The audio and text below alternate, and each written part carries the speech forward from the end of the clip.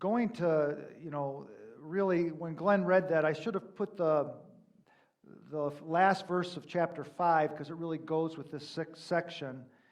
And it starts, "Let us not become conceited, provoking and envying each other."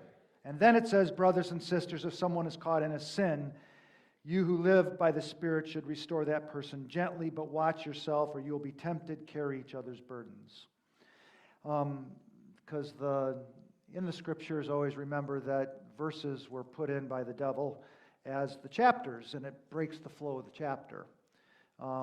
Because there were no verses or chapters in the original. It's just to kind of help us find our way in the Bible. So we often stop and we don't get the connection between what has just gone before and what comes after. The more you read your Bible, if you don't find some things very disturbing, you haven't really read it. And there's a passage in the Bible that I've never liked, ever. And it's always great, it just grated on me. And it's like fingernails scraping on a chalkboard in my theological world. It just never has made a lot of sense. I read it and discussed it with the session on Tuesday night, and they told me, you should preach on it. And I hadn't started writing my message, and I'm not going to preach on it, but one of the reasons why I was thinking on it so much is because of what Paul says and what we're going to talk about. I've been in communities that have waved the passage like a billy club in the face of those that don't toe the theological line or pass the morality test 101. I've experienced abuse because of it. Yes, I said abuse, and I mean it. Anybody want a peanut? Come on, you should have known to say that. Right out of Princess Bride, come on. But I want to read the passage to you. It should be familiar to most.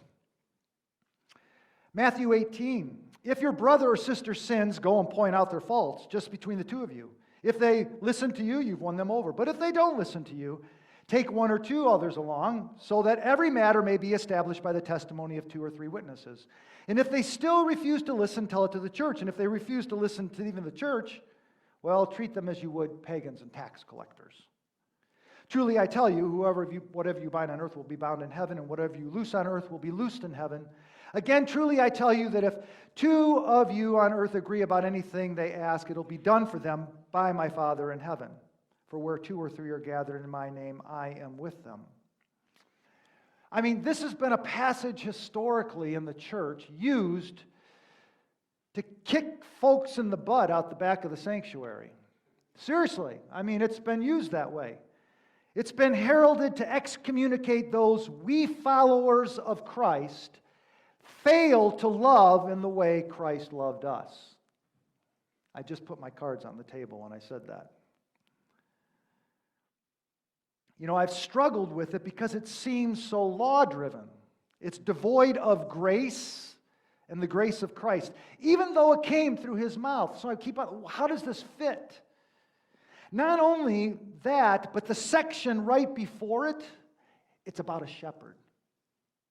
Okay, so right before we get to that passage I just read, there's the shepherd passage, and it doesn't take a nuclear physicist to correctly figure out that the shepherd is Jesus, and he's got 100 sheep, and one of the damn sheep wanders off, and so Jesus says, "The hell with it." Of course he doesn't. The tale goes, the shepherd leaves 99 and he does all he can to retrieve the one that has allowed his individual curiosity to seek greener pastures on the other side of Beasley Hill. So the shepherd, Jesus, hunts that dolt of a sheep down. Now, I think it's funny that Leroy loves Jesus, the shepherd. He just hates being called a sheep in the passage because they're so dumb. Well, the word Matthew uses here when Jesus brings him back is happier. This makes Jesus happier. It's the heart of Jesus. And Luke's rendition of the same story says that Jesus joyfully puts the sheep on his shoulders and carries him back. The section that follows that then is, if the stupid sheep is so stubborn in their sin, treat them like tax collectors and pagans. Seems like Jesus is talking out of both sides of his mouth. Well, then, in that passage in Matthew, the dense disciples, right? Peter shaking his head. In the next section, right after that, tax collectors and pagans thing, is Peter wanting to know, how many times then, Jesus, should a person forgive one that sinned against him? 7 times? Oh, no, Jesus says, 70 times 7. I mean, Pete just doesn't get it. Jesus is making it clear that we don't get grace and we don't understand forgiveness and what it is so hard for us to comprehend. And he displays that to us, and then he goes in and he tells another story. A man has $1 billion debt, and the stock market crashed, and the housing market went south, and a man who thought he had the world by the tail now wonders where he's going to get the money to buy a cheap cup of coffee at McDonald's. Instead of throwing him in jail, the president, who is owed the money, forgives the debt. She doesn't give him time to pay it back. She just lifts the burden off the shoulders of the servant, and she takes and absorbs the debt on her shoulders. Well, the forgiven man, so excited, he runs out the door, and as he's doing, he's not looking, he runs smack dab into a person on the sidewalk, and after the collision, he gathers his thoughts, and he realizes this guy owes him $100. And so he demands his $100 because he thinks, I can replenish my Starbucks fund because I've been going to McDonald's. He was just forgiven $1 billion, but finds it necessary to squeeze the throat of a man for $100. The president gets wind of this, and she's furious. She throws him in the county jail and destroys the key, and she'll make a new one when the ungrateful dolt pays her back every last penny. Well, Jesus concludes these sections with the words, "This is how my heavenly Father will treat each person unless you forgive a brother or sister from your heart." Because this is what Jesus has done. And I wonder, Jesus, in that passage that I find so disturbing, is kind of being sarcastic and ironic. I'm sure you've never thought of that. Go to the person, and if they don't listen to you, take someone else. And then if they continue, take it to the church. And if they don't listen there, treat them like tax collectors and pagans. But that is not the spirit of the shepherd in the story right before it. And it's not the story of the president who forgives $1 billion debt. Maybe it's just that we're so dense and struggle to believe in grace and mercy and forgiveness. And maybe we are arrogantly disobedient and just don't walk in the spirit of grace and forgiveness and carrying other people's burdens and just going and going and going like Christ has pursued us. That we use passages like that because we don't get Jesus, and he's just saying, you just don't get how gracious I am. And let me say something else. How did Jesus himself treat pagans and tax collectors? Think about that. Let that burn in your memory.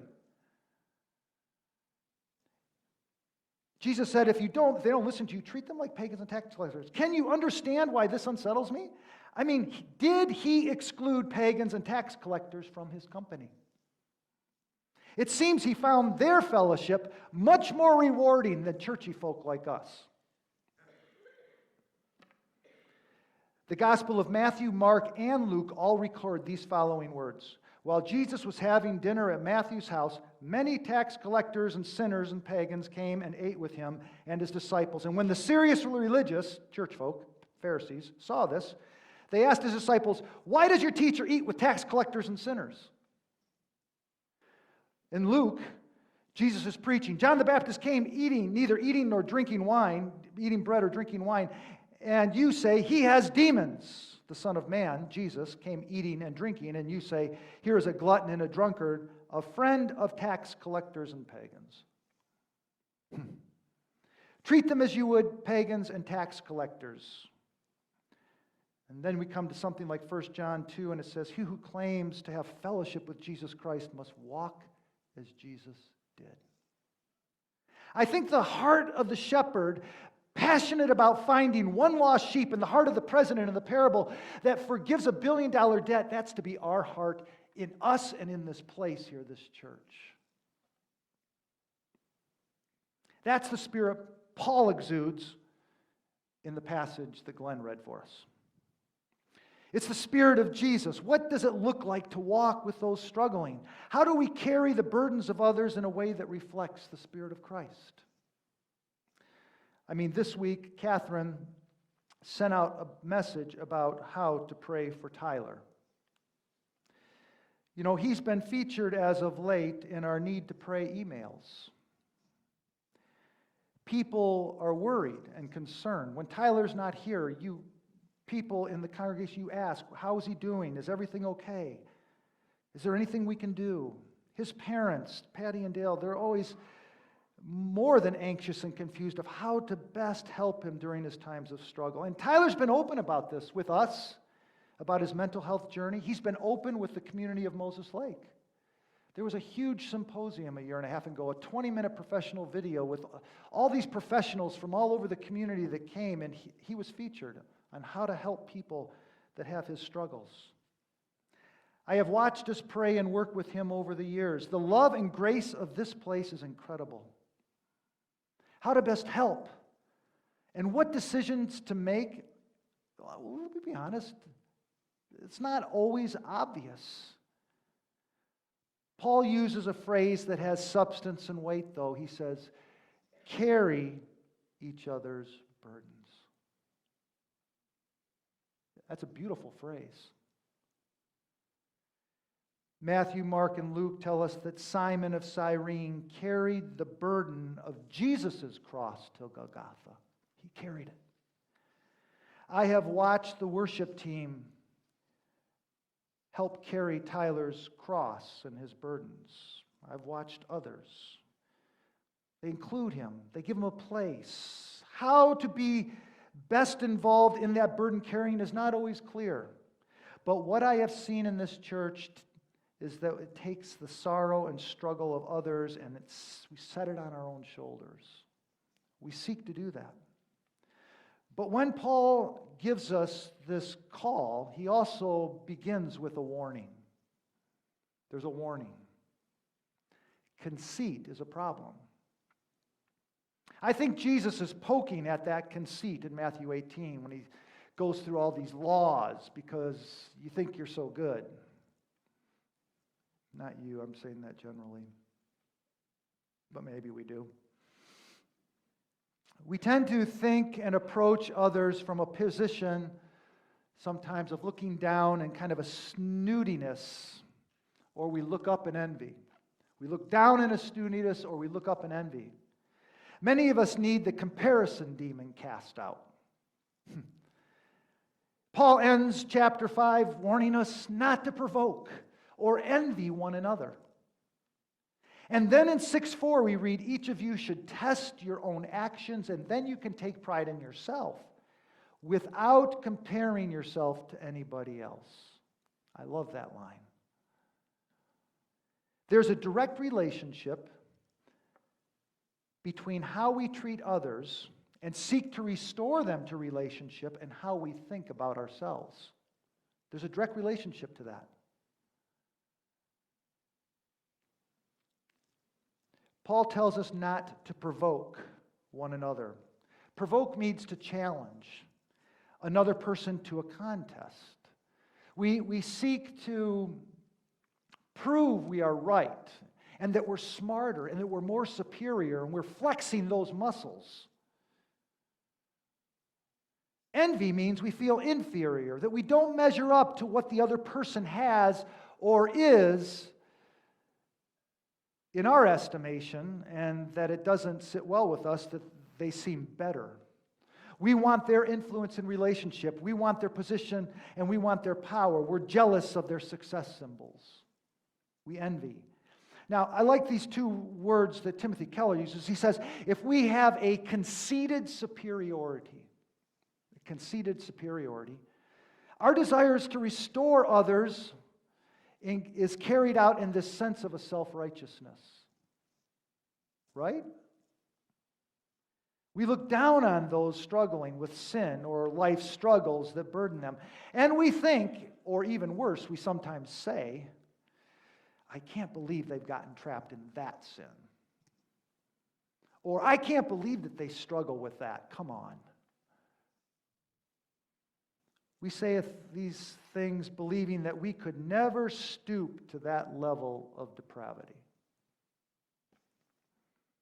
And if we possess what Keller calls a conceited inferiority, we can envy the other's lifestyle or even the sins that they're in, or seek their approval because we're looking up to them and envying them to the extent that we don't even talk to them about their struggles because we don't want to push back. We fail to enter into their story and help alleviate their burden. We don't seek to restore. When we feel superior or inferior to another person, one of the main things we're struggling with deep in our heart is conceit. Conceit. We think too highly of ourselves and look down on people because we are better, or we have such a fantasy opinion of ourselves that we cannot bear rivals of the more gifted and blessed. It's conceit. So Paul tells us to restore gently. Have you ever broken a bone, Leroy? One way, Leroy, your surgeon was gentle with you was giving you anesthesia during your operation. That hasn't always been the case. And there wouldn't have been enough whiskey in the world to make you feel okay during that operation, Leroy. And I understand. And then afterwards, the way that surgeon has helped restore you gently is pain meds, which Gene tells that you're pretty funny when you're on pain meds. Our daughter Anna Lee broke her arm when she was 8. She was doing a cartwheel at gymnastics at Frontier Junior High. Her arm snapped like a dried wishbone between the elbow and the wrist. Anna Lee has this super high physical pain tolerance, and she approached Carrie while she was holding her arm like this to display, and she says, "Mom, I think I hurt my arm." And the angle proved that it was broke, and Carrie's response made it clear to Anna Lee that something was desperately wrong, because Anna Lee screamed and ran away from her. But we took her to the ER, and they x-rayed it, and they were gentle in the way they touched it and positioned it for the x-ray. And they treated her 8-year-old situation with a tenderness, and they explained everything to her and to us, and they did it in a gentle way. Paul uses this word restore, and it's a medical term. That's a medical term. Bones get fractured or dislocated, and they are to be restored to their normal and natural position. When fishing nets got torn in Matthew chapter 1, it says they mended their nets. The word there is the same here. They restored them. They brought healing to the nets, brought them back to their natural position. We as brothers and sisters in the community of faith are to restore those that wander. We are to restore those that are carrying extra weight because life has just been unkind to them. Think of those fishing nets or the broken bones in relationship to what Paul writes.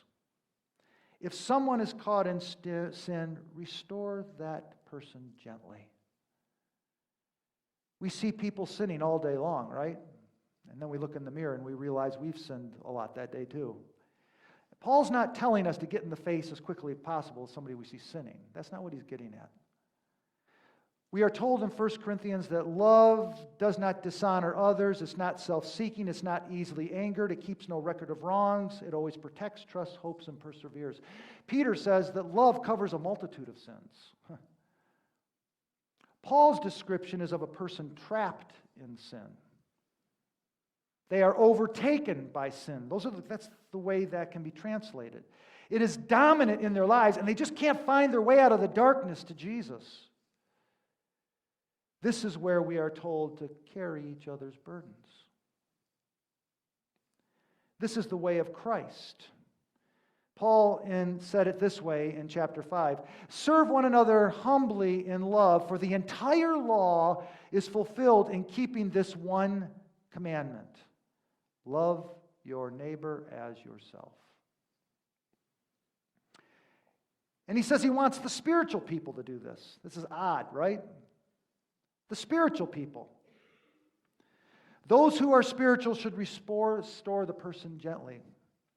Or those who live by the Spirit should restore them in a spirit of gentleness. And he's referring to those who are constantly opening their lives up to the infilling of the Holy Spirit, to the extent that, you're around them and you can just taste the fruit of the Spirit. Love, joy, peace, patience, gentleness, a spirit of confession, goodness, self-control, wisdom, and knowledge and understanding, just common sense. Spiritual folk are not conceited folk. That's how you really kind of know where someone is at. I mean, they look at a person struggling and they really mean it when they whisper to themselves, "There but for the grace of God go I." They don't look down from their high horse. They aren't grasping for what others have to gain, power, prestige, position. They're simply living content as themselves, before God and others, as a forgiven person who continually needs grace and mercy and forgiveness themselves. They are content to be a child of God and help others, and yet even the spiritual are told to be careful not to be tempted. And we often think not to be tempted like what the person's doing, into what their sin is. And that's not what Paul's talking about. Not to be tempted to get conceited. Because that's the danger sin. That's the sin of arrogance and pride, that conceit. Don't let it grow in the heart. So Paul tells us, carry each other's burdens. And that he starts broadening it with that statement. It's not just about sin, it's about life. Not because we're better or stronger, but because we recognize life's weight and we should help carry it for others in the church and around us. I know you have burdens, and I know I have burdens. I mean, that's assumed in the command. Carry one another's burdens. And know that the only way to understand people's burdens is to get close to them. The only way to gain the trust to be able to carry it with them in a way that is this spiritual way that Paul's talking about, is to give yourself to a community and walk with people.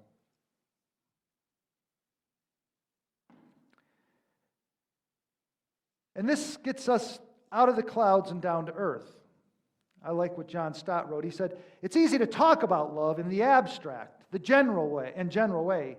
It is much harder to get down to the concrete, nitty-gritty, particular situations in which we actually demonstrate our love for one another." Carrying burdens is getting down to the nitty-gritty. Getting down to the sweaty nitty-gritty, because we take the stress and anxiety of someone else's situation and we put it on our own shoulders. One of my favorite Seinfeld episodes, it's vintage, is Jerry Seinfeld has made a reservation for a car rental. I've experienced this, and I'm sure you have too. And when he tries to pick up his mid-sized car that is reserved, the lady at the counter looks at the computer and she says, "I'm sorry, sir. We have no mid-sized car at the moment." And Jerry Seinfeld responds, "I don't understand." You can hear him saying it just like that, can't you? "I don't understand. Do you have my reservation?" And the woman responds, "Yes, we do. Unfortunately, we ran out of cars." And Seinfeld's getting more agitated. He says, "But reservations keeps the car here. That's why you have the reservation." And the woman says, "I know why we have the reservation." And Seinfeld gets really agitated. He says, "I don't think you do. If you did, I would have a car. See, you know how to take the reservation. You just don't know how to hold the reservation. And that is really the most important part of the reservation. It's the holding." And then he goes, "Anybody can take the reservation. Paul would say, anybody can talk about carrying burdens. Anybody can dream of ways to love humanity in the abstract. It's the actual carrying the burdens in the trenches of life that matters. It's the actual taking of a person's burdens onto your shoulder and carrying them so they don't have the weight. That's what matters. That's the gospel. That's what Christ did for us. I finished reading the book Finding Chica by Mitch Albom. The last chapter, I just wept through the whole thing. He selfishly admits in this book putting off having kids with his wife to the point of them not being able to have kids, and how selfish that was. He realized that as he grew to love Chica, this 5-year-old Haitian girl with a brain tumor, this little girl became their daughter in spirit. He has an orphanage that he opened up in 2010 in Haiti after the earthquake. He goes down there every month. He brought Chica back to the U.S., and they provided the best care in the world for her, and just to have her die in less than 2 years. She lost the ability to walk. They tried experiment treatments in Europe. They flew to Europe many times, stayed there. They paid for all of the expenses out of pocket. Brain surgeries, MRIs, medicines, hospital stays, living in a different country. They did all they could to carry her burdens. He could not work without her situation pounding in his chest with every heartbeat. As the book closed, he wrote these words. And understand, he's writing throughout this book. He's writing to her after she's died, but he's talking to her in this book. It's one of the ways I think he processes his grief. He wrote, "One afternoon, when you could no longer walk on your own, we were coloring at the kitchen table. And I glanced at my watch, and I realized I was late, so I stood up. 'Sorry, Chica, I have to go.' 'No, no,' you protested. 'Stay and color.'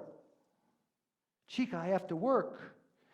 'Mr. Mitch,' that's what she called him, 'Mr. Mitch, I have to play.' 'But Chica, this is my job.' 'No, it's not.' And you crossed your arms. 'Your job is carrying me.'"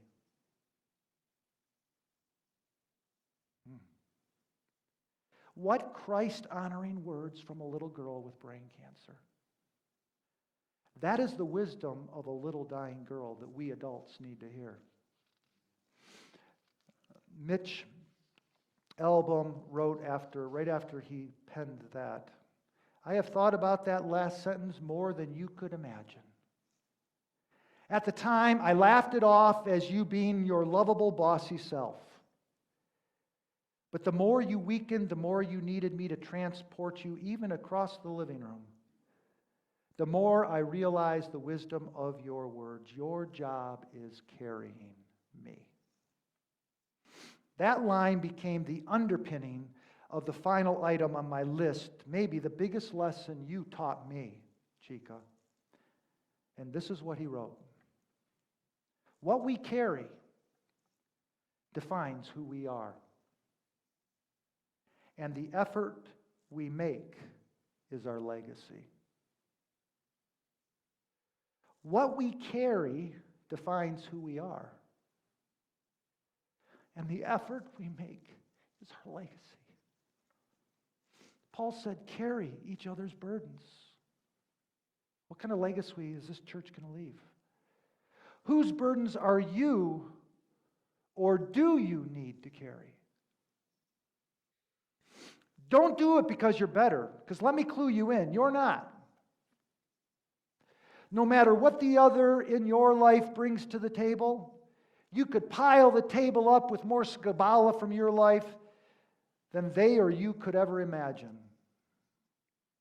Don't be conceited, but enter into the relationship with others and in the spirit of forgiveness and grace and mercy. Take the other's sorrows and their struggles and their burdens onto your shoulders. And Paul said it this way: in doing that, you'll fulfill the law of Jesus Christ. Love one another as I have loved you. That's the gospel. In the name of the Father, and the Son, and the Holy Spirit.